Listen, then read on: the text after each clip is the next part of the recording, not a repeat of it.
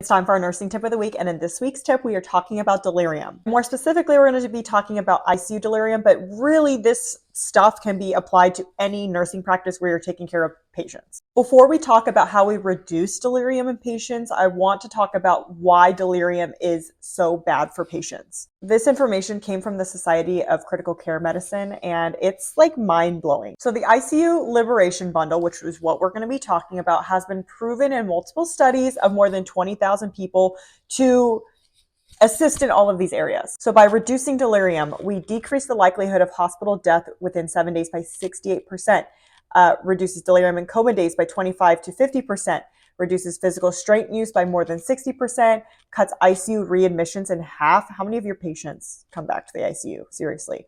And reduces discharges to nursing homes and rehabilitation facilities by 40%. These are huge numbers, okay? Just by reducing delirium, we reduce all these things. The ICU Liberation Bundle consists of an A, B, C, D, E, F, and we're going to go through all of these categories, but it's a big group of things that basically we do all of these things in order to reduce delirium in patients. That was kind of blurry, so I got this other table as well. But the first thing is A, assess, prevent, and manage pain. A lot of times we think by giving pain medicine to patients that it's increasing their chance of delirium, but when we're assessing and preventing and managing their pain appropriately, it actually reduces your chances of delirium. Make sure you're performing your spontaneous awakening trials and spontaneous breathing trials. Even if we know your patient is not going to get off the ventilator, we still should be waking them up and trying to use the minimum amount of sedation in order to reduce their chance of delirium. Next is C, choice of analgesia, however you say that, and sedation. This is going to be patient specific, but really what it comes down to is making sure you're using the most minimum amount of sedation that you need, if any. Delirium, assess, prevent, and manage. There's a lot of other things that we can do, like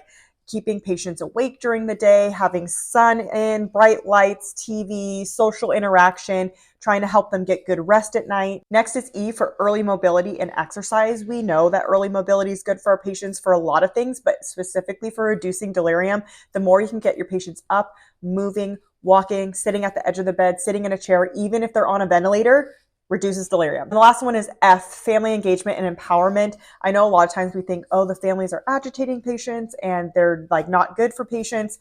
But this is actually quite the opposite.